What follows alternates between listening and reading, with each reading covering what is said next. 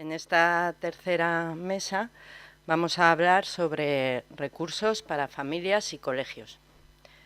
Entonces no queríamos perder la oportunidad de dar a conocer un recurso como es el CREER. El Centro de Referencia Estatal de Atención a Personas con Enfermedades Raras y sus Familias es un centro estatal y público. Pertenece al Ministerio de Sanidad, Consumo y Bienestar Social y está adscrito al Inserso. Como ya se ha comentado durante la jornada, enfermedades raras existen muchas, alrededor de unas 7.000.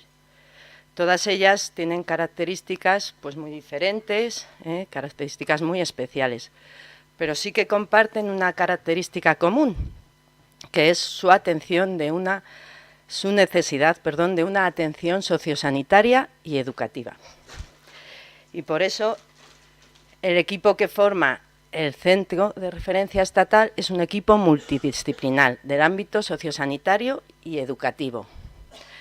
Junto con este equipo multidisciplinar que veis aquí, pues se encuentra también dirección, administración, responsables de área y, por supuesto, los servicios auxiliares y de apoyo, como son recepción, mantenimiento, informático, cafetería, que todos juntos trabajamos con el objetivo de mejorar la calidad de vida de las personas con una enfermedad rara y sus familias. Me voy a detener más detalladamente en el Departamento de Educación del centro. ¿Qué es el Departamento de Educación y quiénes lo formamos?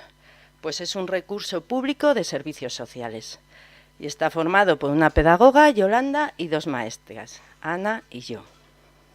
Nuestro objetivo va en consonancia con el del centro, mejorar la calidad de vida, pero centrándonos más en la inclusión educativa, en el desarrollo y la evolución del menor con una enfermedad rara, porque entendemos que mejorar el acceso al sistema educativo, mejorar la inclusión, va a generar una mejor calidad de vida.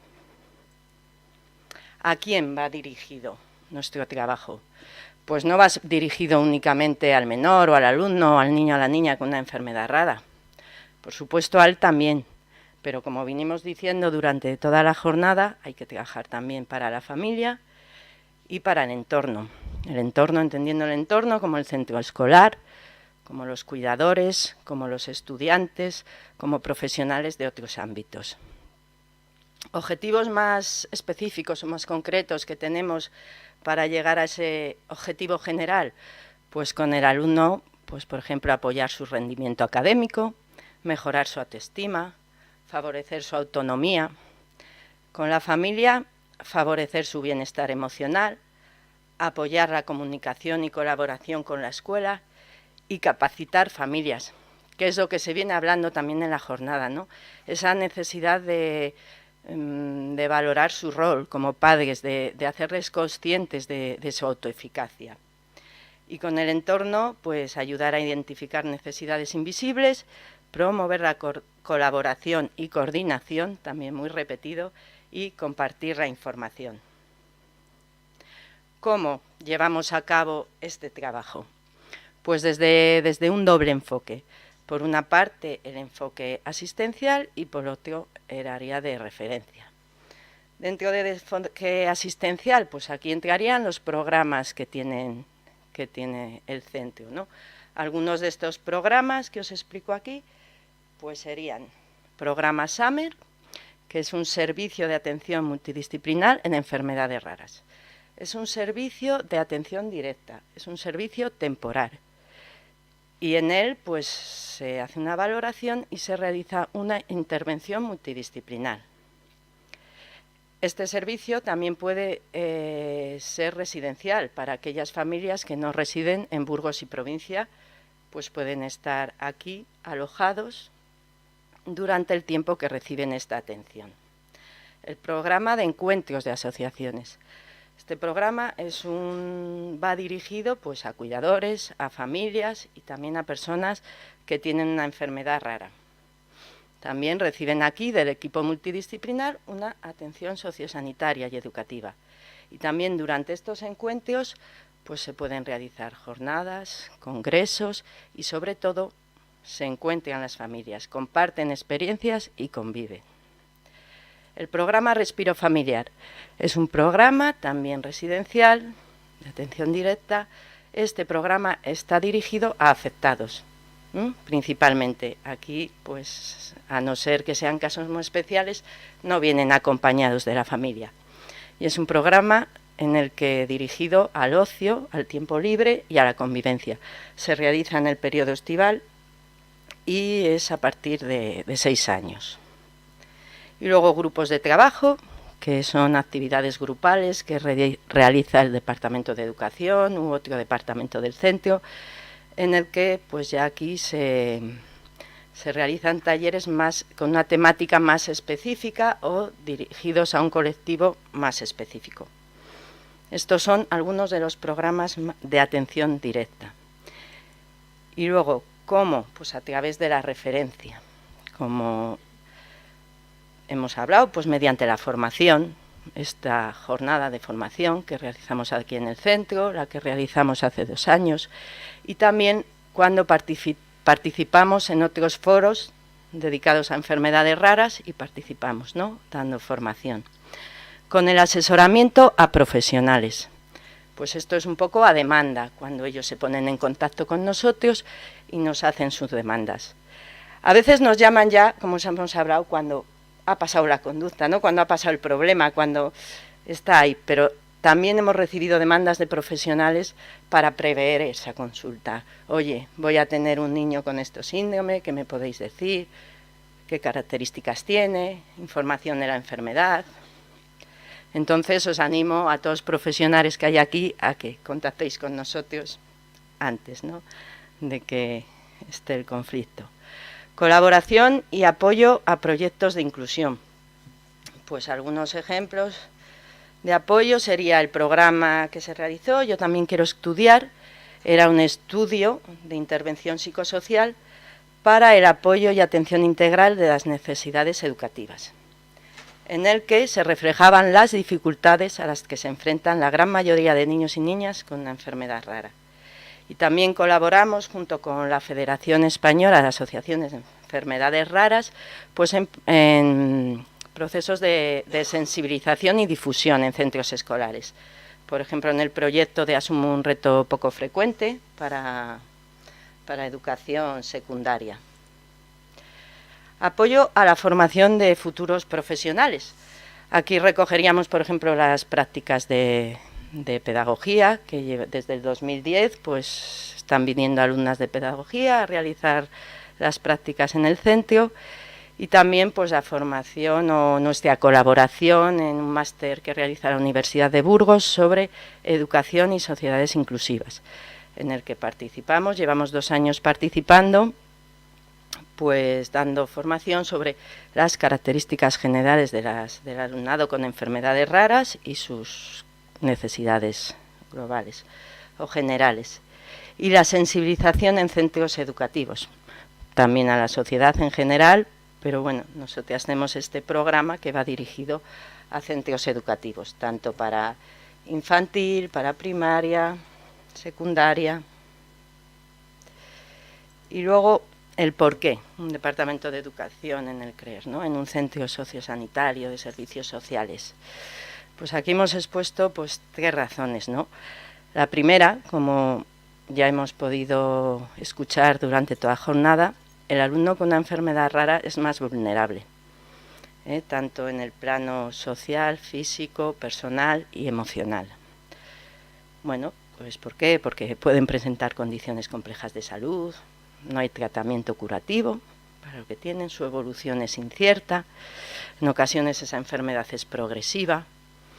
Esto les provoca ausencias escolares, medicación, ansiedad. Todo esto, y aún no hemos hablado de la discapacidad que puedan tener, motórica, sensorial, pues todo esto tiene consecuencias en su proceso enseñanza-aprendizaje.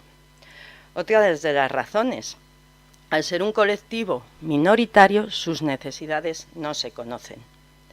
Si, por ejemplo, decimos síndrome de Down, trastorno de espectro autista, celiaquía, diabetes, déficit de atención e hiperactividad. De alguna manera en vuestras cabezas os vienen imágenes o alguna necesidad, algo os suena, conocéis. Pero si hablamos de síndrome de Noonan, neurofibromatosis, síndrome de Prader-Willi, síndrome de Phelan-McDermid, de Sotos, de Smith-Magenis, de 22q11, igual en nuestra cabeza solo aparecen interrogaciones, Pues es necesario visibilizar, pero no visibilizar para etiquetar. No salgáis de aquí y ahora ya que conocéis el síndrome de Sotos, de Smith-Magenis, 22q11, cuando os llegue un alumno a vuestro colegio, ¡ay, madre! ¡Buah! La que me viene. No etiquetamos, no es para eso, es para que digáis, ¡ahí va! Sí, lo conozco y se puede trabajar con ellos y tienen capacidades y tengo donde llamar y donde recurrir, ¿vale? Y otra de las razones es porque estamos convencidas de que la inclusión educativa efectiva es un factor de salud para los menores con una enfermedad poco frecuente. Y las claves para conseguir esta inclusión educativa creo que se han estado escuchando aquí durante toda la jornada. Generar y gestionar el conocimiento, visibilizar, sensibilizar, difundir, dar formación, mucha formación a profesionales, a estudiantes, a cuidadores, a familias, a la sociedad, a AMPAs, la coordinación de los diferentes sistemas, sanitario, educativo, social, pero también entre el propio sistema. Aquí hemos visto casos, colegios en los que en un sitio funciona y el niño está estupendamente y otros en los que no. Vamos a compartir esas buenas prácticas. Vamos a trabajar en red, como decía David, porque todo lo que conocemos y entendemos es más fácil de buscar respuestas adecuadas y de conseguir la inclusión. Y bueno, pues con esto os he explicado el centro como recurso. Aquí, como dice la UNESCO, el propósito de la inclusión, de la educación inclusiva, es permitir que los maestros y estudiantes se sientan cómodos ante la diversidad y la perciban no como un problema, sino como un desafío y una oportunidad para enriquecer las formas de enseñar y aprender. Y para que no sea un problema, recordaros, información, conocer, aprender, entender. Muchas gracias.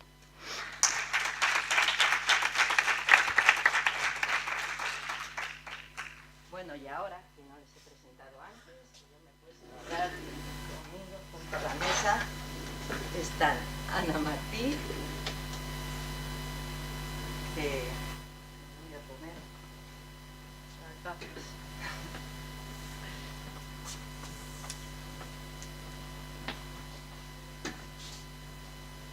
Ana Martín Moreno, que es psicóloga doctora en psicología por la Universidad Autónoma de Madrid. Su trabajo de Ana Martín Moreno, doctora en psicología por la Universidad Autónoma de Madrid.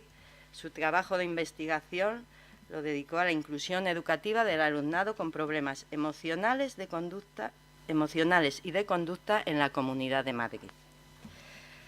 Trabaja como orientadora en un centro de integración preferente de alumnos con TEA. Y además ha colaborado en investigaciones educativas en varios ámbitos sobre trastornos del comportamiento, entre ellos. Y el título de lo que nos va a contar Ana Martín son Recursos educativos para la atención del alumnado con trastornos de conducta. Análisis comparativo de las distintas comunidades autónomas.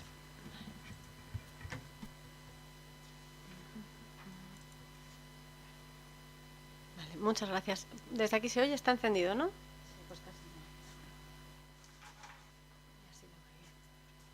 Bueno, en primer lugar, muchas gracias por la invitación a esta jornada. Un excelente momento para poder compartir y para poder aprender sobre las enfermedades raras que falta nos hace a muchos profesionales de la orientación. La parte que yo voy a contar es probablemente menos entretenida, porque sobre todo es una revisión de los recursos que tenemos en las distintas comunidades autónomas para atender a los problemas de conducta, y sobre todo porque, bueno, pues es una revisión sobre todo de la normativa. Es probable que haya algún recurso, si a lo mejor algunos sois de alguna otra comunidad autónoma, que conozcáis y yo no haya encontrado, pero bueno, voy a intentar hacer una revisión un poco general de lo que existe. Vamos a hablar de los recursos que hay en general para toda España, por la normativa que tiene la LOE y la LONCE, pero luego concretamente los recursos específicos que cada comunidad autónoma ha ido desarrollando a lo largo de los años frente a los problemas de los trastornos graves de conducta. Si nos da tiempo, según un poco la hora, os contaré un poquito sobre un estudio que hicimos hace unos años en uno de estos recursos, los centros de día, los hospitales de día, centros educativo-terapéuticos de la Comunidad de Madrid. Si no, pues simplemente lo pasaremos y os pondré la referencia del estudio, y luego pues unas breves conclusiones sobre las diferencias que hay entre las comunidades y la manera de afrontar estas dificultades. Hay una primera parte, la mayor parte de vosotros veo que hay estudiantes, con lo cual algo conoceréis sobre la normativa. En cualquier caso, la LOE introduce el término de alumnos con necesidades específicas de apoyo educativo, donde se incluyen una serie de alumnos con necesidades educativas especiales por discapacidad o trastornos de conducta, y luego otros como pues altas capacidades, integración tardía y condiciones personales o de historia escolar, donde también algunos de enfermedades raras podrían estar. Nosotros sobre todo vamos a hablar de aquellos que tienen trastornos graves de conducta, que van a ser considerados como alumnos con necesidades educativas especiales. Entonces, en todas las comunidades autónomas, la normativa en general recoge medidas generales, medidas ordinarias de atención a la diversidad, que valen para ellos y para todos los alumnos. La posibilidad de ser asesorados por parte de un orientador, un especialista en orientación educativa o un profesor técnico de servicios a la comunidad, ya sea en equipo externo, en equipo interno, en departamento interno, en unidad de orientación, ¿vale? Todas las comunidades autónomas tienen este servicio. Y luego, si son alumnos con necesidades educativas especiales, pues además pueden tener adaptaciones curriculares significativas, recibir apoyo por parte del especialista de pedagogía terapéutica o audición y lenguaje si lo necesita, y adaptaciones metodológicas, que también estarían en el caso de que no fueran ACNES, pero concretamente si son ACNES, pues están más desarrolladas, ¿no? De los recursos específicos que vamos a hablar, comentaré pues la creación de equipos específicos de trastornos de conducta. Aquí tenemos Javier, que nos va a contar concretamente cómo funciona uno de esos equipos de orientación. También el desarrollo de algunos programas más extraordinarios que se empiezan a implantar en algunos centros ordinarios. Otros programas que más bien son externos al centro, entre centros de educación especial, en aulas externas o en centros de colaboración de sanidad, de salud mental y educación. Y luego, pues igual brevemente, si podemos comentar algunos otros aspectos que he encontrado en esa revisión de la normativa, que a lo mejor os resulte interesante, pues iremos sobre ello. Actualmente hay 7 comunidades autónomas que tengan equipos de orientación específicos para trastornos de conducta, igual que puede haber para trastornos del espectro del autismo, trastornos del desarrollo, o para discapacidad motórica o auditiva. Ahora mismo hay 7 comunidades autónomas que tengan este equipo de orientación específico. Castilla y León es un ejemplo, y ahora Javier nos comentará un poquito más sobre su funcionamiento. Y fue Asturias, aunque ahora no aparece, el primero que lo creó. Ahora lo que han hecho ha sido integrarlo en otro equipo general donde tiene un orientador o unos cuantos especialistas en conducta, pero fueron en 2001, me parece, creo que debió ser cuando se creó. Y luego pues Murcia y demás. Aragón ha sido los últimos en crearlo y han incorporado la figura de un psicólogo sanitario, que en las demás normalmente suele haber orientador, suele haber un maestro de PT especializado en conducta, un trabajador social o un PTSC. Esas suelen ser las figuras, pero bueno, Aragón ahora concretamente es el que ha desarrollado y ha incorporado al psicólogo sanitario. En otras comunidades autónomas, en las que tenéis ahí, lo que hay es como un equipo específico que llaman el EOE o el CRENA en Navarra, ahora en Asturias, en Castilla-La Mancha, en Galicia, que tienen dentro de ese equipo especialistas en cada discapacidad, en motórico, conducta y demás, ¿vale? Entonces tenemos 12 comunidades donde sí que consideran que el asesoramiento específico para los problemas de conducta debe realizarse, y tenemos 5 comunidades y Ceuta y Melilla que, bueno, por lo que sea, todavía no se considera suficientemente relevante, ¿no? En Madrid hay una buena. En cuanto a los programas que se han desarrollado, algunos programas dentro de centros ordinarios, en Extremadura se regulaba, aparecía como la posibilidad de hacer aulas especializadas, como las aulas específicas para niños con TEA, pero luego no se ha regulado. Entonces yo no he encontrado que existan y que se hayan llegado a desarrollar las aulas para trastornos graves de conducta. En Cataluña se han creado unas aulas que llaman de apoyo integral de soporte, o de soporte integral o de apoyo integral, que están dedicadas a alumnos con trastornos graves de salud mental y trastornos graves de conducta, con el objetivo de que pues recuperen su bienestar, su equilibrio personal y puedan reintegrarse. Son aulas a lo mejor un poquito más parecidas a las de TEA y que pues tienen entre unos 6 alumnos más o menos, dentro de las aulas. En La Rioja se han creado, justo la normativa ha salido ahora en junio, así que este será probablemente el primer curso en el que lo hagan, de forma regulada, porque ya habían estado aplicadas en algunos otros centros concertados, por lo que he podido encontrar, las aulas terapéutico-educativas, que son un poco con esa misma idea. En Murcia lo que han creado es una unidad de atención educativo-terapéutica formada por un psicólogo clínico y un PT, que lo que hacen es que se desplazan al centro educativo donde hay un alumno con un trastorno de conducta y entonces pues realizan la terapia que haya que realizar, que no siempre es en el colegio, puede ser en la sede del equipo de orientación, y el PT pues se realiza un análisis funcional y con el modelo, con el enfoque de apoyo conductual positivo, que creo que ya habéis estado comentando bastante sobre el tema, se diseña un plan individual. Luego hay unos programas externos, tenemos ejemplos de colaboración entre los servicios de salud mental concretamente y educación, donde alumnos con trastornos mentales, aquí claro no siempre va a haber trastornos de conducta, son otros trastornos mentales, pero los trastornos de conducta también pueden, no están en ese momento, en un momento en el que puedan acudir al centro escolar, entonces van a unas unidades de día y tienen también un equipo docente, ¿vale? Tenemos el ejemplo de Aragón, un centro de día infanto-juvenil, en la Comunidad de Madrid, los hospitales de día, centros educativo-terapéuticos desde 2002, la Comunidad Valenciana, desde el curso pasado, las unidades terapéuticas, educativas, hospitales de día, que es lo mismo. En un hospital de día hay un equipo docente también, que también da clases a esos alumnos. Y en el País Vasco lo que han creado son unos centros territoriales para la atención educativa a alumnos que están hospitalizados o que tienen atención domiciliaria o que están en unidades de día de salud mental. Y ahí los profesores se van desplazando a las distintas unidades de día para dar las clases, ¿no? Lo que pasa es que es verdad que muchas veces el requisito para acudir a estos recursos es que no presenten discapacidad intelectual o que no presenten atención médica, con lo cual, no todos, pero habrá muchos alumnos, muchos menores con enfermedades raras que si va aparejada una discapacidad intelectual pues no puedan beneficiarse de este recurso. Sobre todo, un poco la justificación es que no pueden recibir esa terapia, que no se pueden beneficiar de una terapia cognitiva que se realiza muchas veces en estos dispositivos. Luego también hay recursos, también fuera del centro ordinario.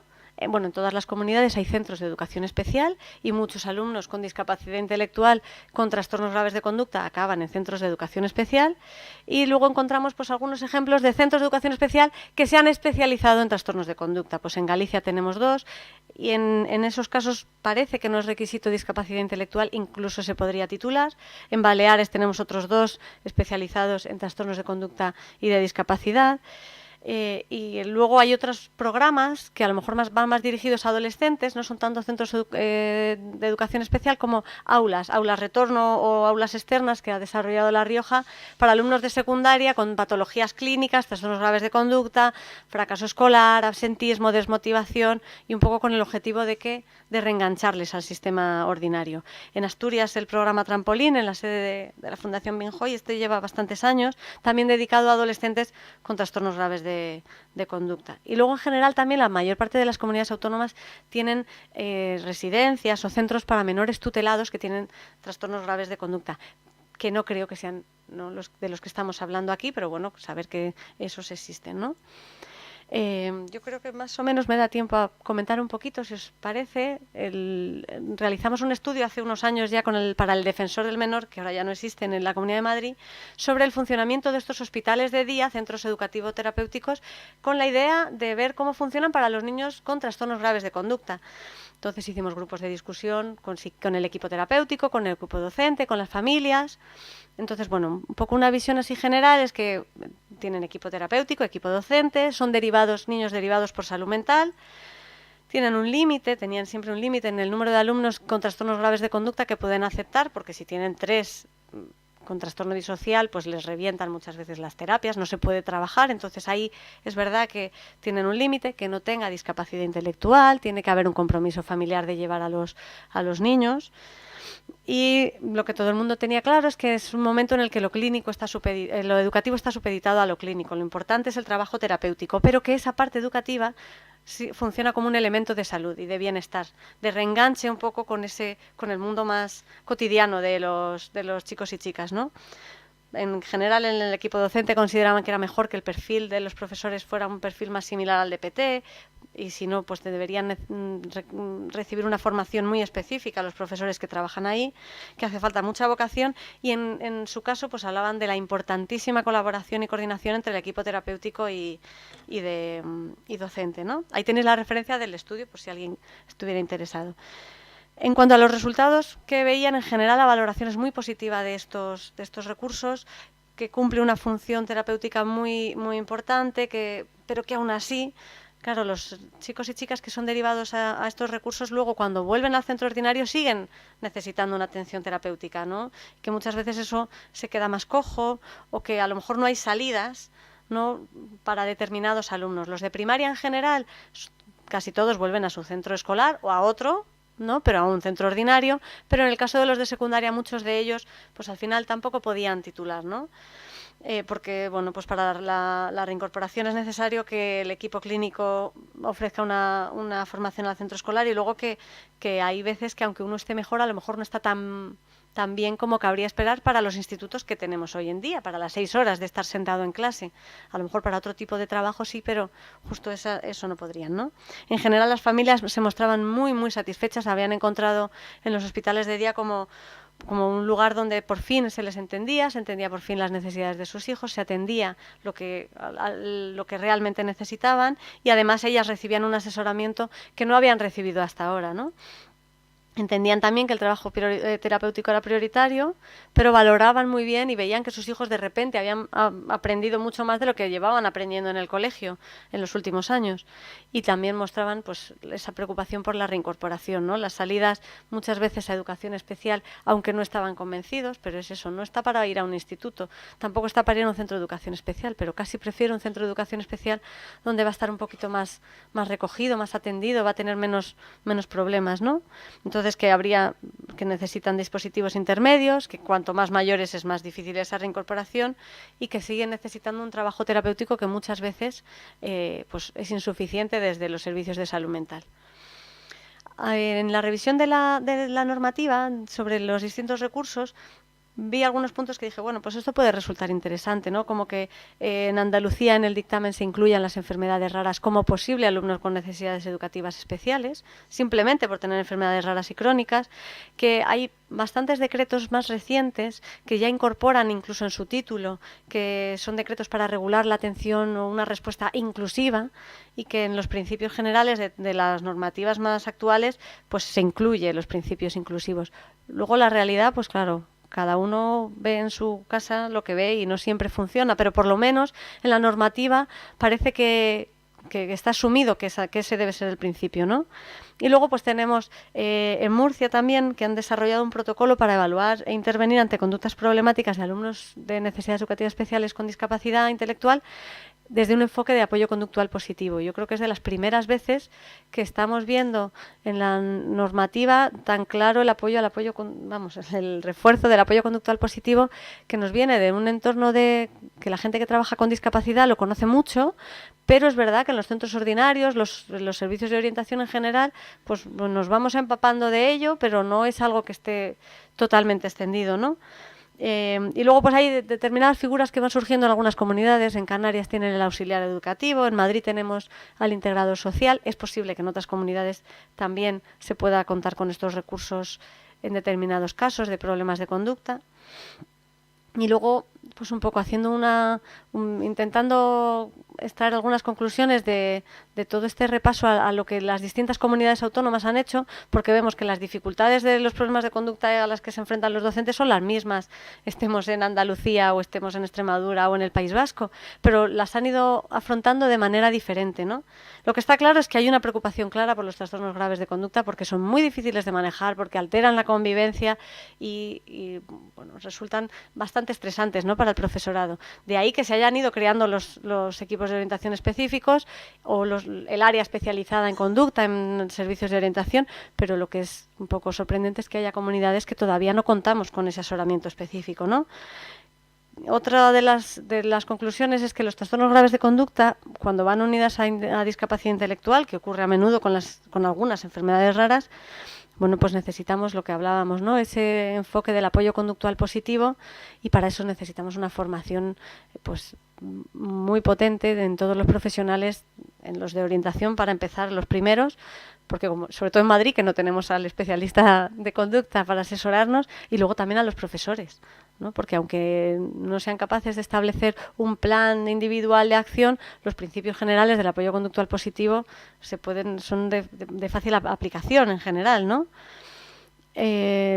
Vemos que también hay muchas propuestas, algunas propuestas dentro del centro, con la incorporación de otros perfiles profesionales, pero necesitamos que haya más investigación sobre los resultados y sobre cómo facilitar la coordinación, ¿no?, una coordinación más eficaz entre todos estos profesionales. Y luego, pues obviamente, para que la respuesta sea inclusiva dentro del centro necesitamos pues revisar ratios, planes para mejora de convivencia, enseñanza de habilidades sociales y emocionales, metodologías más inclusivas, el diseño universal de aprendizaje. Vamos, en general, pues facilitar que los centros sean más inclusivos, ¿no? Eso facilitaría en general la ayuda a cualquier alumno con problemas de conducta. Lo que observamos es que hay muchos recursos fuera del centro ordinario, lo que en algunos casos podemos entender que sea necesario, como los hospitales de día, cuando un alumno tiene unos trastornos de salud mental importantes y a lo mejor no está en condiciones de acudir a un centro educativo, pero no podemos perder el objetivo, que es la reincorporación al sistema ordinario. Entonces, cuando ya hemos derivado a un centro de educación especial, por mucho que se diga que sí que se puede volver, la realidad es que los alumnos que van a un centro de educación especial no suelen volver a un centro ordinario, y menos titular, ¿no? También comentaba Pilar que no vamos a quitarles las oportunidades, ¿no?, de titular.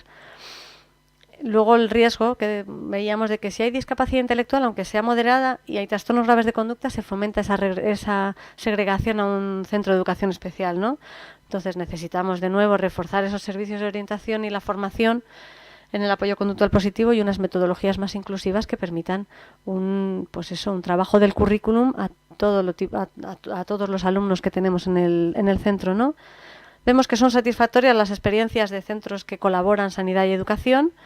Entonces es algo que hay que potenciar, ¿no?, y que habrá que establecer más protocolos de colaboración, no tener miedo a incorporar otros profesionales clínicos en los colegios, no para hacer terapia así en general, porque a lo mejor el colegio no es un lugar para hacer terapia, pero se pueden trabajar determinadas cosas que van a beneficiar a todos los alumnos, ¿no? Mayor inversión económica, y luego vemos que hay medidas similares entre algunas comunidades, pero hay poca investigación sobre la eficacia de estas medidas. Pues hombre, necesitamos que haya investigación, que haya comunicación entre las distintas administraciones educativas, y compartir experiencias de éxito debería llevar a una mayor coherencia en la respuesta educativa, ¿no? No tener esta disparidad entre unos que empiezan un plan piloto, pero resulta que en La Rioja llevaban 8 años haciendo algo parecido, pero yo incorporo esto porque se me ha ocurrido, ¿no? Pues una mayor coherencia, porque las dificultades son las mismas aquí y allí. Otra cosa será el modelo en cómo lo vamos a atender. Pues obviamente Castilla y León no tiene las mismas características que a lo mejor la Comunidad de Madrid en cuanto a dispersión de la población o los centros, pero las dificultades al final que afrontan los profesores y las profesoras son los mismos. Así que nada más, hasta aquí un poquito, yo creo que esa revisión de los recursos. Luego, si queréis preguntar algo, espero poder responder. Muchas gracias.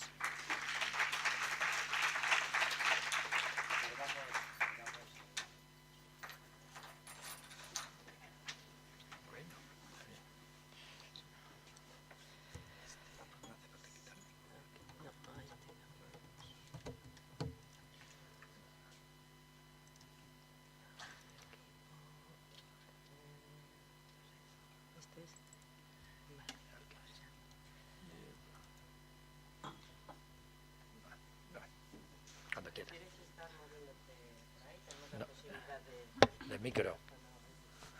Bueno, pues... Un poco alto. Javier Velasco Bernal es licenciado en Psicología Clínica, tiene el grado en Sociología, pero actualmente es orientador y director del equipo de atención al alumnado con trastornos de conducta de Burgos. Y nos va a hablar pues, del funcionamiento de los equipos de atención al alumnado con trastornos de conducta, casos prácticos de alumnos con enfermedades raras. Vamos allá. Buenas tardes, muchas gracias por la invitación. Quiero empezar agradeciendo a Ana el trabajo y la exposición que nos ha hecho y haciéndole un comentario para que incluso lo mejore y lo actualice. El domingo pasado salió un artículo en el Diario de Burgos hablando del aula terapéutico-educativa que en el Hospital Divino Valles montaron hace 2 años Sanidad y Educación, la Dirección Provincial de Educación de Burgos. Y no podía dejar ocasión de comentarlo porque yo fui el responsable pedagógico de ponerla en marcha y entre mis funciones como director del equipo de conducta y sigue siendo trabajar en el desarrollo de esta experiencia. Y esto me lleva a plantear que cuando hablamos de problemas de conducta, hay problemas de conducta por exceso y problemas de conducta por defecto. En algunos ámbitos se habla de problemas internalizados, problemas externalizados. Como tú bien has dicho, el perfil del alumnado que va a una aula terapéutico-educativa a veces es contraindicado que vayan los alumnos con un perfil de problemas de conducta externalizado. También en Burgos, por decir que Burgos está bien dotado y hoy hablamos de unas jornadas sobre recursos educativos y sanitarios y sociales para la atención a los problemas de conducta, también contamos con un aula de... ahora no me acuerdo del nombre, pero un aula dedicada a alumnos de 15 años, alumnos con 15 años, alumnos de secundaria, alumnos en el último año de escolarización obligatoria, con asentismo, problemas para ir al centro y problemas para acabar, con el objetivo de reengancharles, aunque sea a través de una formación profesional básica. Pero hoy lo que me toca hablaros es del trabajo del equipo de conducta, por un lado, y de la experiencia que tenemos en el trabajo con alumnado con enfermedades raras y con problemas de conducta en las aulas, desde la perspectiva de la inclusión educativa. El equipo de conducta está formado es un recurso educativo de la Administración. Somos un recurso de la Dirección Provincial de Educación.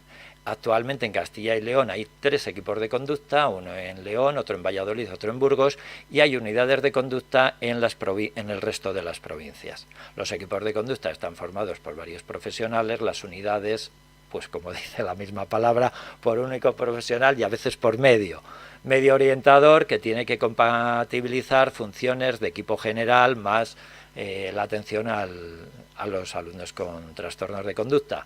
Dice, pero a todos los que presentan trastorno de conducta, a todos los que tienen problemáticas en las aulas. No, a todos no, por supuesto, porque hay unos recursos ordinarios en los centros para la atención al alumnado y sus necesidades educativas. Yo en mi presentación, que no vamos a ver todo, veremos alguna cosa, había planteado unas conclusiones en algún momento. Todo alumno tiene necesidades educativas. Algunos tienen necesidades de apoyo educativo y algunos alumnos con necesidades de apoyo educativos tienen necesidades educativas especiales. Lo has explicado muy bien, es lo que, bueno, lo has comentado, ¿verdad, Ana? ¿Qué quiere decir esto?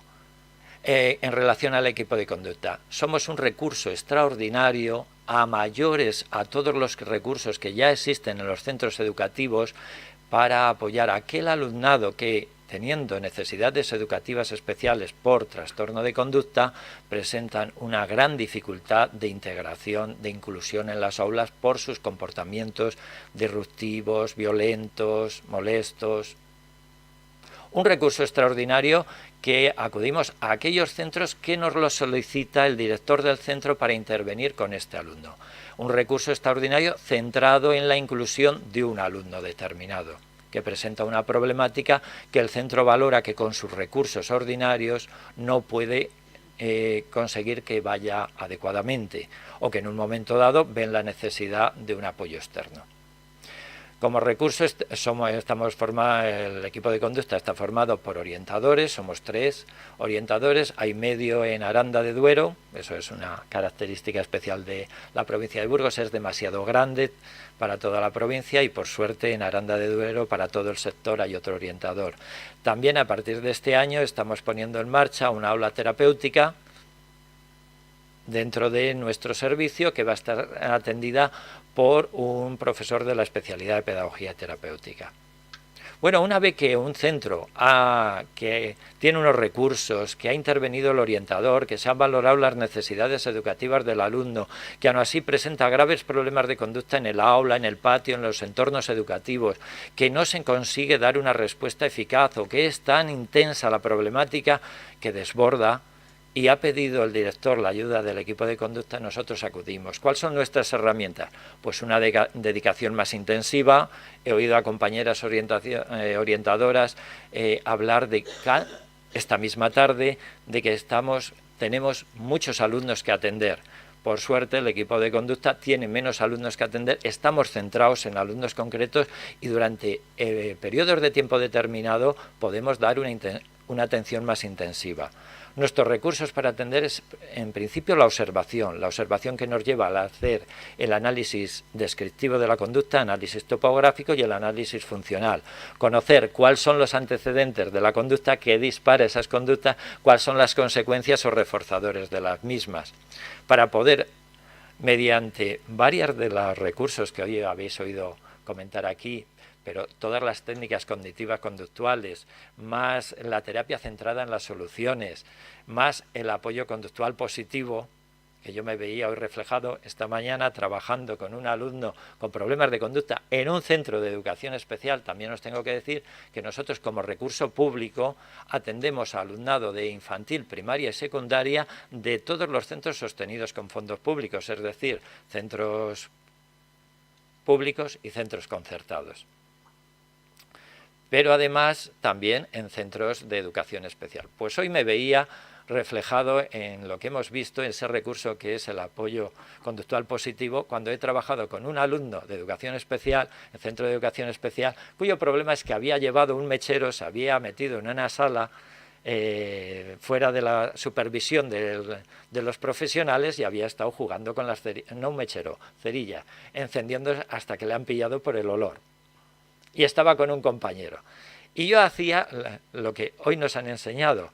Me he reunido con él para generar unas expectativas conductuales. Tú entiendes lo que has hecho y por qué no está bien hecho y por qué esperamos que no vuelvas a traer la cerilla y hemos hecho roleplaying para... Y si traes unas cerillas o traes una navaja, porque él me decía, es que se me olvidó dejarlas en casa y me he encontrado con ellas aquí en el bolso, a su manera. Y dice, ¿qué es lo que tienes que hacer? Y hemos hecho el roleplaying de, pues tienes que pensar, ay, qué divertido sería jugar ahora, enseñársela a mi amigo, o me van a reñir, o esto está mal, hay un peligro, ver las consecuencias y anticipar que la solución es, le tengo que decir a la profesora, a mi profesora, mira, me he olvidado de dejar esto en casa, te lo doy o me lo pides, luego ya te pregunto cuándo me lo devolverás, generamos unas expectativas, yo haré una supervisión, recuerda. Hemos resuelto varios problemas con este chaval a base de eso, de hablarlo, generar expectativas positivas, hacer revisión. Él mismo me dice, entonces de esto lo que no tengo que hacer y lo que tengo que hacer, exactamente, esto aquí no, pero en casa puedo, ¿no? Sí, exactamente.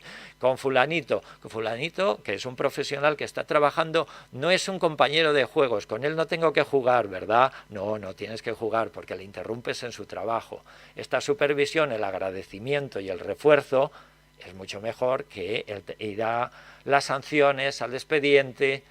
Hoy le decía, ¿qué pasa si se prende una cortina o se prenden unos papeles y quemamos? Claro, no podrías volver al centro, entre otras cosas, porque igual se nos había quemado el centro. Estos son nuestros recursos. Pero quiero avanzar, porque si no se nos pasa el tiempo y nos cuento. Estamos en un centro de enfermedades raras que está haciendo formación y divulgación. Nos estamos formando hoy sobre la atención a los problemas de conducta con enfermedades raras en el ámbito educativo ordinario. cuando los alumnos están incluidos en una aula ordinaria y en el currículum de la formación de bien infantil, bien primaria o bien secundaria. Y por eso os quiero hablar de un par de casos en los que he tenido que intervenir. Yo no sé mucho de enfermedades raras, pero me ha tocado un par de casos de alumnos que, además de presentar una problemática por enfermedad rara, presentaban necesidades educativas por problemas de conducta. Y os preguntaréis qué es esto. Esto es una conferencia a sí misma. Yo con el primer caso de los que os voy a hablar, una vez me reuní con los profesores para hablarles precisamente de cómo intervenir en ese caso. Escribí estas 9 letras en la pizarra y durante hora y media les estuve contando. Aquí está la solución a todos sus problemas. Parece mentira, ¿verdad?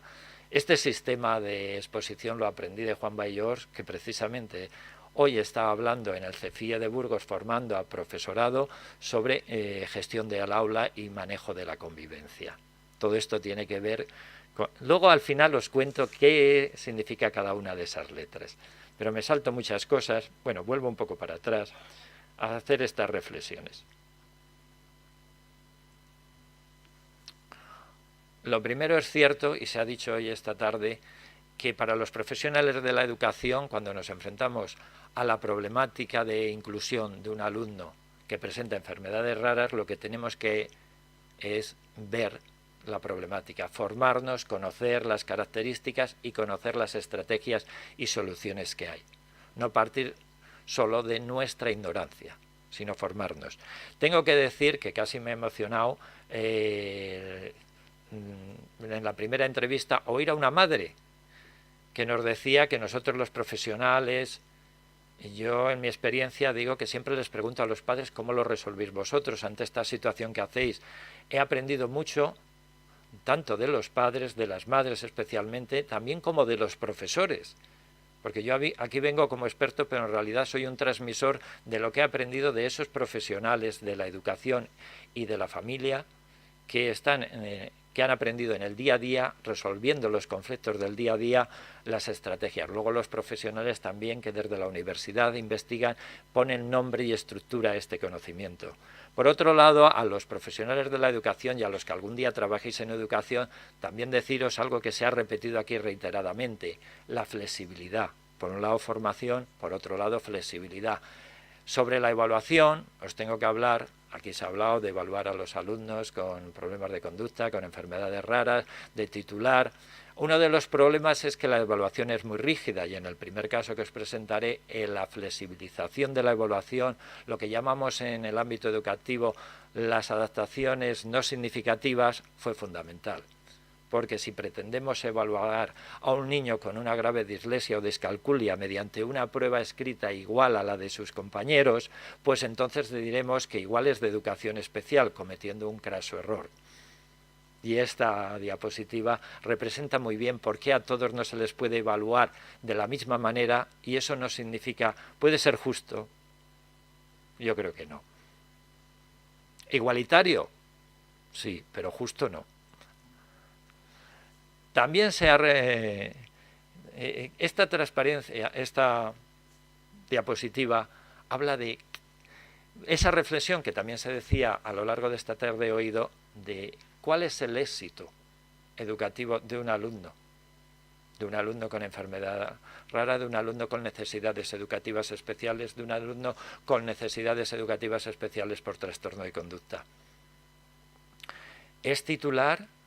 ¿Es ir a la universidad? Claro que sí. Recuerdo en un congreso en el mes de mayo, se acerca una persona, un adulto, en silla de ruedas, con una discapacidad física importante, con su auxiliar técnico, su acompañante. Pues realmente dices, ¿quién es más discapacitado? ¿Aquella profesional o aquí servidor? Aquella profesional estaba haciendo la tesis doctoral sobre los servicios de orientación. Por eso estaba en aquel congreso de orientadores. Yo, lamentablemente, aún no he hecho una tesis doctoral. En otros casos, como os digo, el éxito educativo, el éxito de la educación, de la labor familiar, puede ser la felicidad de los alumnos.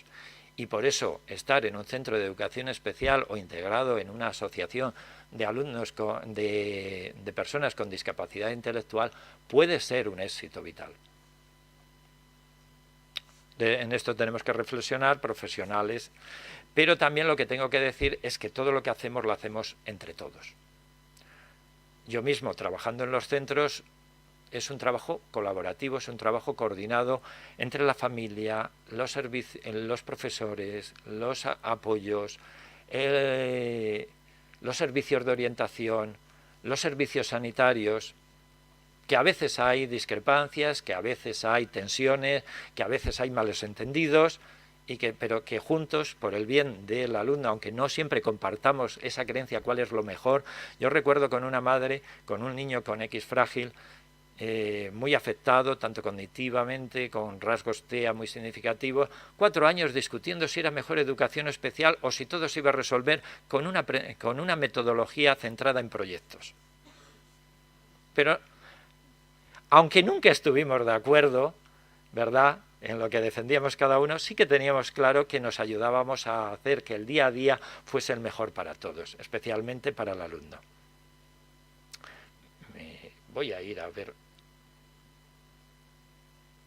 y paso directamente a exponeros algún ejemplo. A ver.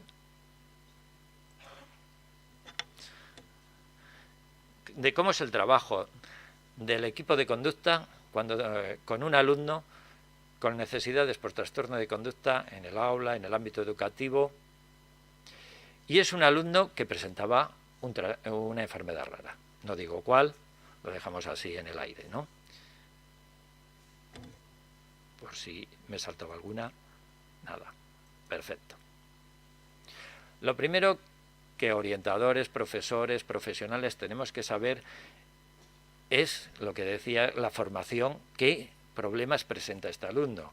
Aquel alumno en concreto, por decir así, presentaba problemas de desarrollo, de dificultades de aprendizaje, hemiplegia, epilepsia, ansiedad, frustración. Explico un poco.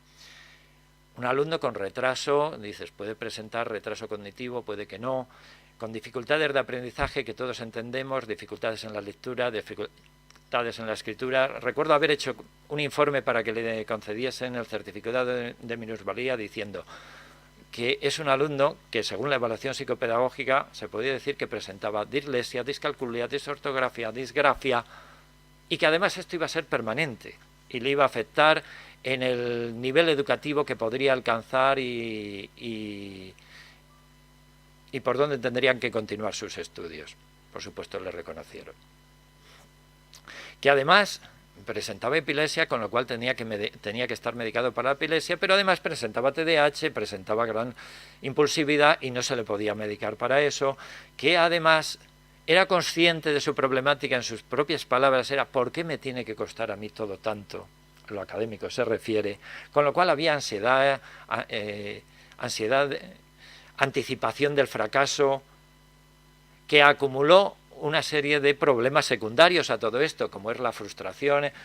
Su motivación a lo largo del curso iba de, bueno, lo intento, bueno, me desfondo, me caigo, me deprimo, ya no quiero intentarlo más, y con eso tuvimos que luchar durante años, familia, escuela, profesionales, que así se verá más grande, mejor. Que todas estas características de la enfermedad rara en el ámbito educativo lo tenemos que conceptualizar como necesidades educativas. ¿Qué necesitaba este alumno? Necesidades educativas, en su caso, por lo que os he dicho, por sus dificultades de aprendizaje, por su déficit de atención, porque su esquema temporal estaba alterado. De repente le decías, haz esto, pasaban 10 minutos, ya te acercabas y le decías, ¿pero lo vas a hacer? Dice, claro, ¿pero cuándo? Hoy, mañana, dentro de un rato, ya voy. No comprendía el tiempo como lo entendemos los demás, nosotros nos podíamos desesperar, igual también le echaba un poco de cara, porque presentaba disrupción y oposicionismo. Recuerdo una clase en la que entré y la estaba boicoteando a conciencia, haciendo ruidos, tonterías, molestando, interrumpiendo, tirando cosas. recuerdo que estuve 20 minutos observándole, porque me había aprendido el manual de cómo enfrentarte a un trastorno posicionista. Y de entrada, no hagas nada, que lo empeoras. Eso me lo enseñó una profesora cuando le dije, después de una observación de un alumno TDAH, digo, ha estado 45 minutos haciendo ruido. Dice, sí. Digo, y he observado que no has hecho nada en los 45 minutos. Digo, ¿por qué? Dice, porque he aprendido que lo empeora. Digo, pues tienes razón, mejor no hacer nada que empeorarlo.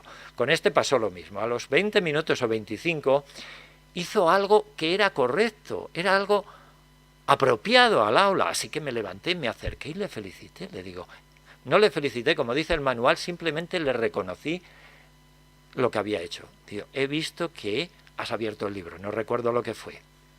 Dice, eso es correcto. Y me retiré. Seguí haciendo las tonterías, su actitud disruptiva, oposicionista, pero a los 10 minutos hizo otra cosa positiva. Me acerqué y le volví a decir, aquella clase acabó, el chaval estaba haciendo lo que los demás y había dejado de hacer la disrupción y la tontería. ¿Por qué se la aguantó tanto? Uno de los objetivos que tenemos el equipo de conducta, para que entendáis, los que algún día trabajéis en ello, lo que estáis trabajando, por un lado es reducir las conductas inadecuadas, por otro lado es aumentar las adecuadas y por otro lado aumentar la comprensión y flexibilidad del entorno educativo a la problemática que el alumno no puede cambiar.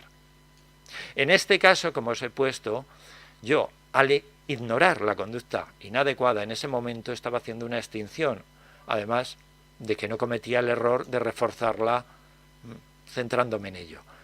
Al atender la conducta adecuada que apareció puntualmente a los 25 minutos, estaba incrementando las conductas adecuadas. Y al hablar y coordinarme con la profesora y valorar lo que habíamos hecho y ella entender por qué era mejor a veces ignorar, extinguir, esperar, y a pesar de que estés muy quemada por la clase que te está dando, en cuanto ves un aspecto positivo te acercas y se lo reconoces, pues estábamos trabajando la flexibilidad del ambiente educativo.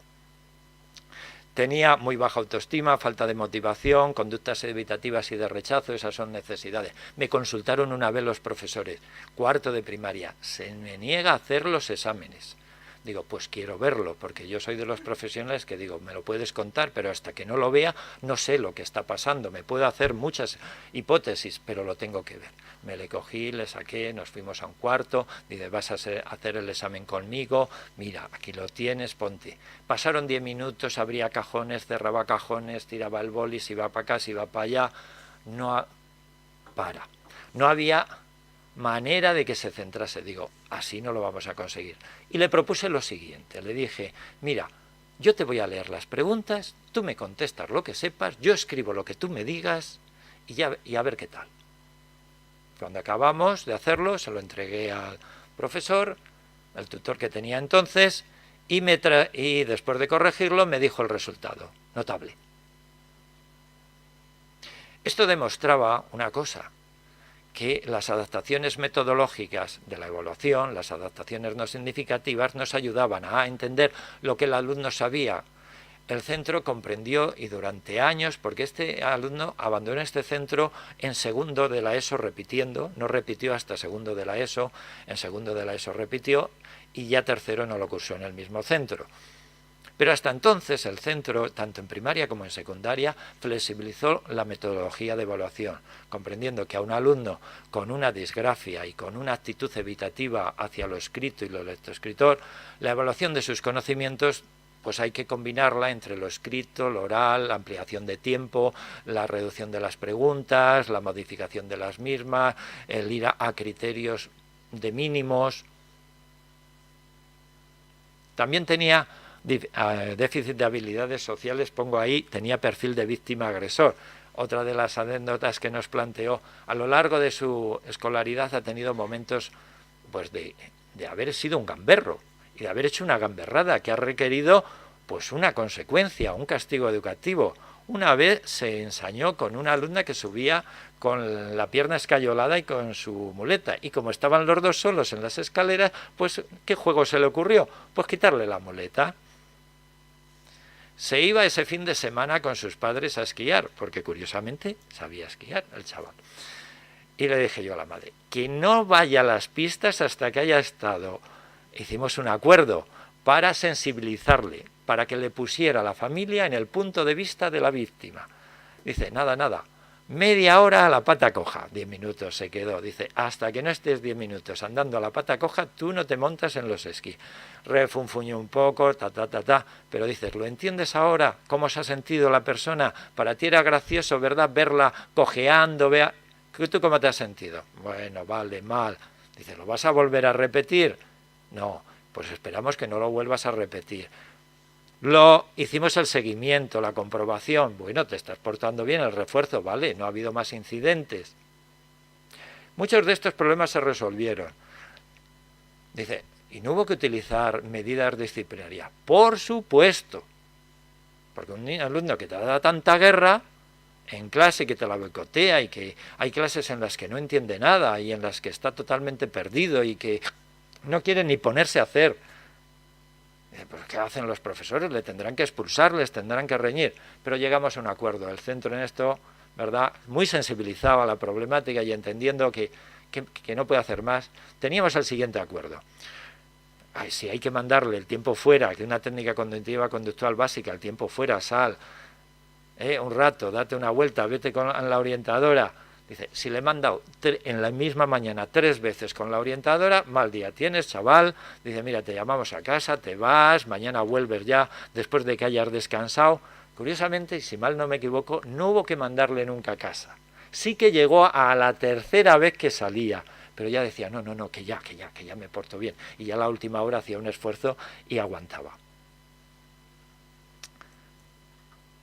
Así que la respuesta educativa desde el equipo de conducta y desde todos los servicios del centro fue esa coordinación inicial y continua de la familia con la escuela, la valoración psicopedagógica de sus necesidades educativas y su evolución, el apoyo especializado de PT y de profesores de apoyo, la coordinación institucional con el CREER, con enfermedades raras, para conocer las características, la intervención del equipo de conducta, las adaptaciones no significativas, las adaptaciones significativas, porque en inglés llevaba un nivel que ni te cuento, matemáticas, pues aquello era también para las técnicas cognitivas conductuales, lo que hemos dicho. Todo eso se trabajó una y otra vez intensivamente, la tutorización intensiva, la labor del tutor, de estar, de acompañar, de qué te pasa, la tutorización de los iguales, se explicó ya en primero de la ESO, los padres nos dieron permiso para explicar a los compañeros qué es lo que le pasaba. Algunos dijeron, yo ya suponía desde cuarto que le pasaba algo. La resolución de conflictos con compañeros, a ver qué has hecho, eso tiene que ver con las letras de antes, las medidas disciplinarias y educativas que os he comentado, el asesoramiento al profesorado, las reuniones periódicas que teníamos, las conferencias que yo les daba, la repetición ordinaria, también tuvo que repetir una vez, que no sirvió más para que constatar que habíamos llegado al límite. En cuanto al académico, ¿y dónde acabó? ¿Y dónde está actualmente? En formación profesional básica. Como dicen su familia, dice, ahora ya no nos peleamos en casa.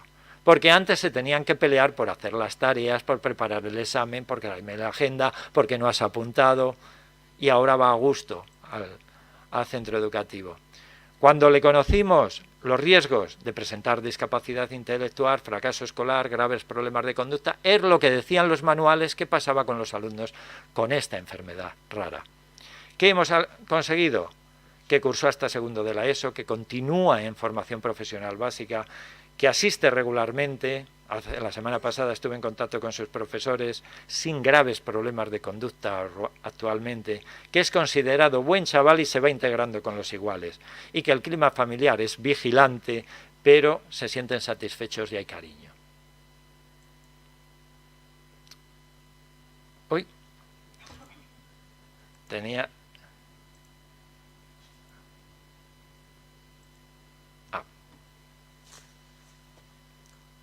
En 5 minutos os explico. Segundo caso. Otro alumno. Cuando se demanda la intervención del equipo en 3 años por una grave incidencia con lesión a un compañero, y yo me intento informar sobre el síndrome del alumno, me encuentro que puede presentar un alto riesgo de presentar un retraso del desarrollo, riesgo de presentar TDAH, de presentar trastorno del espectro autista y problemática física, con crecimiento excesivo y demás. A nivel educativo, ¿qué necesidades se planteaba? Que rechazaba las actividades académicas, perdón, que presentaba déficit de atención e hiperactividad, que tenía conflictos con los iguales, que les quitaba los juguetes, que se desplazaba en línea recta arrollando a todo el que estaba a su lado, que pegaba en el recreo. Es decir, había una gran conflictividad en el aula. Tras la crisis, ¿qué nos planteamos? Valorarle psicopedagógicamente y un apoyo especializado intensivo. Yo le planteé al centro en ese momento que era necesario que hubiese 2 profesionales en todo momento en el aula, porque había una necesidad de reeducar la conducta. Un alumno que no sabe desplazarse sin molestar a sus compañeros necesita que alguien le enseñe. Y no le enseñas diciéndole cómo lo tiene que hacer, sino pautándole, con la práctica positiva, una técnica básica, es decir, no, vuelve atrás y hazlo bien, con el tiempo fuera cuando hay problemas de conducta que suponen agresión a un compañero, tienes que salir. Y eso requiere un profesional, porque cuando hay un solo profesional en el aula, que no le puedes decir a un niño, vete a ese rincón a pensar, como dicen en educación infantil, el récord de pensar, ¿verdad? Y el alumno te hace caso, se va allí y espera a que le digas, ya puedes incorporarte, sino que le mandas y se te va, requiere una persona dedicada exclusivamente a eso durante un tiempo. Con este alumno se empezó a trabajar de manera intensiva todo esto, la movilidad, el tiempo fuera. Recuerdo la anécdota, me comentaba la orientadora haciendo el tiempo fuera con el alumno después de llevar, porque claro, el tiempo fuera a veces dura mucho tiempo. ¿Cuánto? Hasta que tú lo puedes pautar de 5 minutos, pero igual no sirve, hasta que el niño te dice, me aburro, quiero volver a clase. Y digo, yo que vuelvas, pero claro, respetando las normas. Hicimos ese programa de aprendizaje de movilidad segura, un programa de aprendizaje de espera en el uso de juguetes, ahí os cuento la anécdota, niño que le arranca el juguete al que le tiene. Y yo, estando yo también, de manera intensiva, diciéndole al niño, no puedes quitarle el juguete porque lo tiene ella. Pero es que lo quiero. Dice, ala, claro, y ella también. Lo vas a tener, pero dentro de 10 minutos, cuando tu compañera lo deje. Y todo esto reiteradamente y obsesivamente, porque, pero es que lo quiero. Dice, sí, lo vas a tener, pero cuando tu compañera lo deje, dentro de 10 minutos. Y ya pones en práctica las técnicas de negociación, que es que te dicen, pero es que lo quiero. Dice, pues cuando pasen 15 minutos. No, 10. Dice, vale, 10. Ya sabéis que en la negociación a veces cuando insisten, subes la apuesta. ¿Qué ocurrió? Pues que esperó. Y curiosamente descubrí que ese riesgo que se planteaba de retraso mental, en este caso también, teóricamente en los libros, pues el niño aprendió por imitación. Se quedó observando durante 10 minutos cómo jugaba su compañera. A los 10 minutos se le entregó el juguete y, se ha dicho aquí, estuvo con el juguete que ya no sabía qué hacer en un minuto, hasta que la tutora le dice, pues juega con él, era una muñeca, dice, pues acúnala.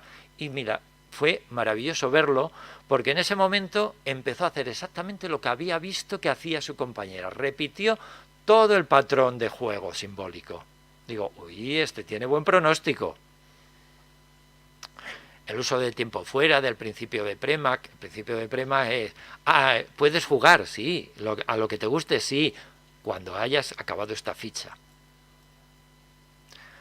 Se trabaja con adaptaciones no significativas, con tutorización intensiva. El profesor este año ha cambiado de tutor y ya sabe, se le dio la pauta. Dice, tienes que estar un poco más pendiente, le tienes que marcar. Va a hacer las cosas, pero le tienes que insistir. Vas a encontrarte a veces fuera de donde tiene que estar, pues le tienes que reconducir. Va a querer jugar cuando todavía no ha acabado, pues le tienes que recordar que primero es acabar y luego jugar. Utilizamos mucho desde el equipo de conducta la agenda de conducta para comunicación familia-escuela, para estar diariamente informados. Podía ser más fácil con el WhatsApp, pero bueno, es mucho mejor así. La coordinación institucional, la información que nos dieron desde aquí, la resolución de conflictos cuando se han dado para reconciliarnos, el asesoramiento al profesorado, riesgos. por las agresiones, las dificultades de aprendizaje, el conflicto social, logros. Se superó aquella crisis, se han adquirido habilidades básicas para la convivencia, se han reducido las agresiones, ha aumentado el tiempo de rendimiento académico, la superación de actitudes negativas, acepta las normas y consecuencias, y ahora tenemos recreos tranquilos, aunque tuvo una crisis cuando nació su hermano. Entonces volvió a pegar en el recreo. Pero volviendo al principio, quiero contaros en los 2 minutos que me quedan qué significaban estas 9 letras. ¿Qué es una conferencia? La primera A es atención. Los profesionales a los alumnos con necesidades educativas especiales tenemos que prestarles especial atención, sobre todo positiva, no la negativa de centrarnos solo en sus agresiones. La segunda A es acuerdos. Hay que negociar con ellos. ¿Quieres jugar? Sí, te dejo, pero antes tienes que hacer este trabajo, un poquito más. Y la tercera A es apoyo. Evitan hacer muchas cosas, sobre todo académicas, porque se sienten incapaces de hacerlas solos y sin ayuda. Necesitan apoyo de PT, apoyo de la tutora, apoyo de un compañero, apoyo de otros profesionales, apoyo en casa. Las 3 Cs se refiere al manejo de la conducta, es la metáfora de los 3 cestos. Hay conducta, Juan Baello, que da la conferencia, lo llama de otra manera. La primera C sería petardos, la segunda sería tracas y la tercera serían bombas. Grado, gravedad. La primera C son las conductas que tenemos que ignorar. Un cuchicheo, una salida extemporánea de... pues no, sigue adelante. La segunda C, las tracas, son las conductas repetitivas inadecuadas. Hay que entrar en negociación, en diálogo, hay que resolverlas. La tercera C, las bombas, son las agresiones graves, las que requieren, pues nada, equipo directivo, sal de clase. Vamos a ver qué pasa, vamos a ver cómo reconducimos esta situación.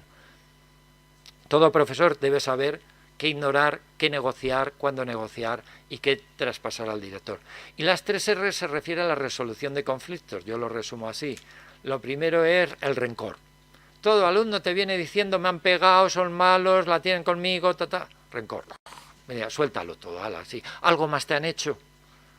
Pero ¿cómo resuelves el conflicto si no hay un reconocimiento? Eso cuando llego yo, les escucho, les digo, ay, pues sí, me parece grave, yo me sentiría como tú. Y después de un rato y que les pregunto, ¿pero tú no le has hecho algo? Como ya he hablado con el otro, dice, no, ¿pero tú no le dijiste esto? Digo, sí. Recuerdo un alumno mediando que no conseguíamos el reconocimiento porque le decía al otro alumno, es que me has insultado. Y el otro decía, yo no te he insultado, que sí que me has insultado, que no te he insultado. Como yo ya sabía lo que era, dice, dile exactamente lo que te ha llamado. Me has llamado mofeta. Dice, sí, eso sí que te lo he llamado. Y a partir de ahí viene la tercera R, que es la reconciliación. ¿Qué vamos a hacer para que esto no se vuelva a ocurrir? ¿Qué podemos hacer para que tu compañero se sienta mejor? Además de si hemos roto algo, lo reponemos. Si hemos manchado algo, lo limpiamos. Y nada.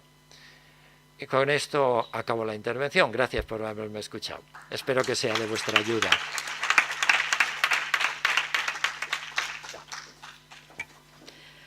Bueno, pues 5 minutitos si queréis preguntar algo, que se nos va echando el tiempo encima. Aquí. Alta. Gracias. En primer lugar, y perdóname Javier, creo que te pido disculpas de antemano porque creo que los términos y el vocabulario es importante y aquí estamos mamás, profesionales y sobre todo futuros profesionales, estudiantes, y has dicho certificado de minusvalía y el Real Decreto se modificó cambiando minusvalía por discapacidad porque yo de mis 3 hijos, 2 no son minusválidos. Y en otra diapositiva, que me ha gustado mucho, que son las expectativas, por supuesto que mis hijos sean felices, pero no quiero que estén integrados, quiero que estén incluidos. Has dicho integrados. Entonces, bueno, es simplemente porque considero que es importante en el foro en el que nos encontramos, mamás profesionales y futuros profesionales. Apartado, ¿vale? Y aclarado. sí que me gustaría el tema registros a nivel de conducta. Creo que son importantes y es algo que nos encontramos nosotros como asociación y mamá que soy, ¿eh? Y es un poco por ¿qué solución pondríais vosotros? Porque sí que nos encontramos que muchas veces con un registro de conducta, ¿no?, podremos atajar y no llegar a esa cima, ¿no?, de ese bucle o de esa rabieta o de esa conducta ¿cómo se dice? Sí, gracias. Muchas veces son los terapeutas externos que les hacen llegar al profesor, al maestro, ese registro, cuando a lo mejor desde el equipo de orientación se le podría hacer llegar. Y esto es un problema que yo estoy viendo, ¿eh? Sí que me gustaría a vosotros como profesionales, ¿cómo se podría atajar eso? Porque con un buen registro creo que se podrían solucionar.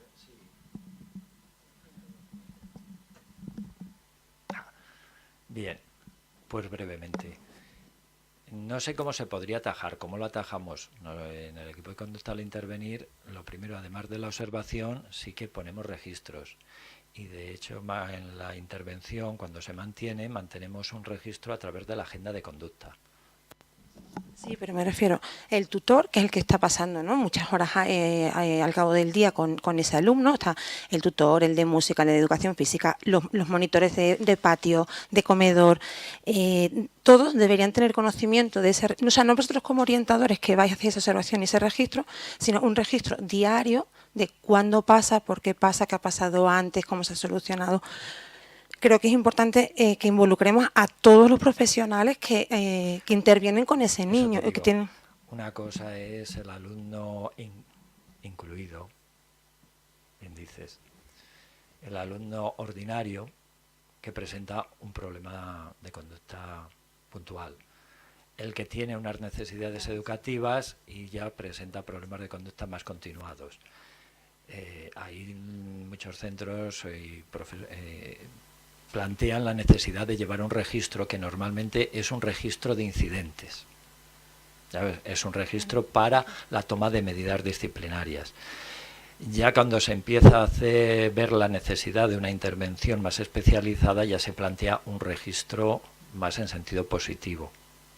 En sentido positivo, te digo, nosotros cuando llevamos una agenda de conducta, lo que pedimos es que todos los profesores cada hora valoren valoren tanto el trabajo como la conducta.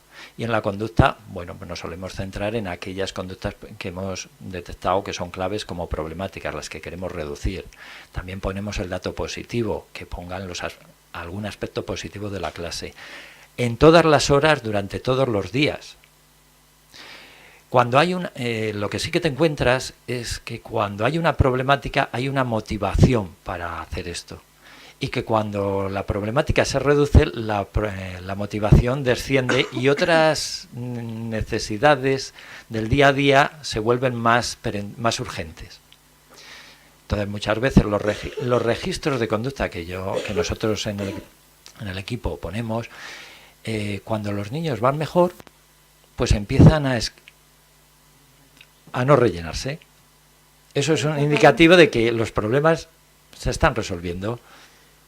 Y es un indicativo también de una inclusión, porque la atención que el profesor presta al resto de los alumnos no está reflejando todos los días problemáticas, tiene que reflejar avances, cosas positivas. ¿Cuándo detecta un centro que un alumno tiene problemas de conducta y hay que tomar medidas como el registro? Bueno, ya sabes el procedimiento, podíamos hablar de ello. El tutor tiene sus recursos y cuando ve que necesita algo más habla con el orientador, plantea que igual el alumno presenta necesidades, que no puede con él. Hacen una evaluación psicopedagógica, se establece si hay necesidad de apoyo de PT, a veces la orientación del propio orientador. Iba más un poco como desde los equipos de orientación, y no quiero generalizar porque conozco a gente a equipos buenísimos en la Comunidad de Madrid, en Extremadura, que ese registro tan necesario para luego esa intervención, y no solo la intervención con el alumno en sí, sino con todos los compañeros, no llega desde el equipo de orientación, que considero que es el que tendría que facilitar ese registro. Está llegando por parte de los terapeutas externos a ese profesor, porque tiene la voluntad el profesor de, por supuesto, voy a colaborar en este proceso. Entonces, ahí es donde yo veo el problema, que desde los equipos no está llegando ese registro que yo considero necesario.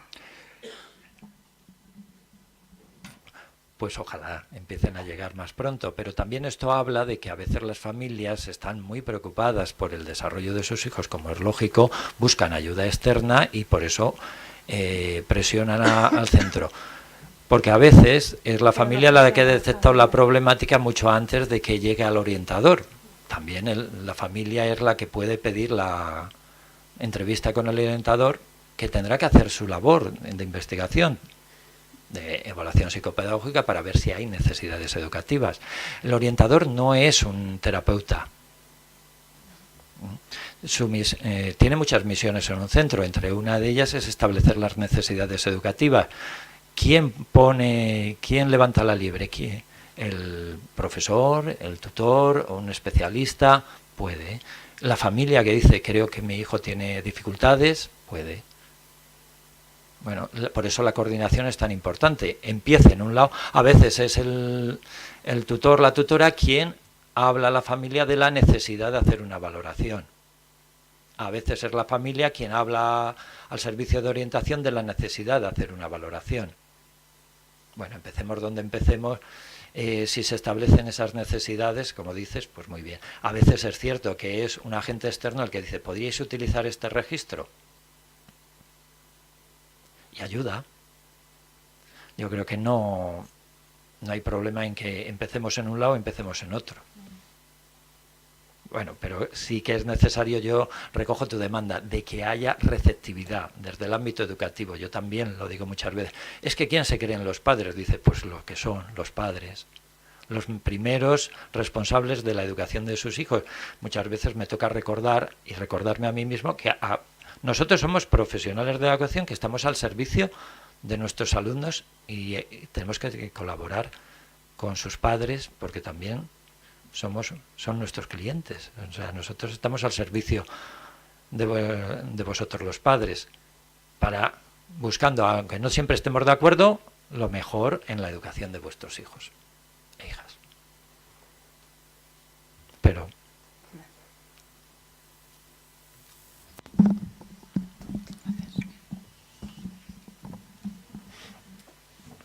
¿no hay más preguntas? Bueno, pues muchas gracias, Javier, Ana. Un placer. Pues muchas gracias. gracias a vosotros.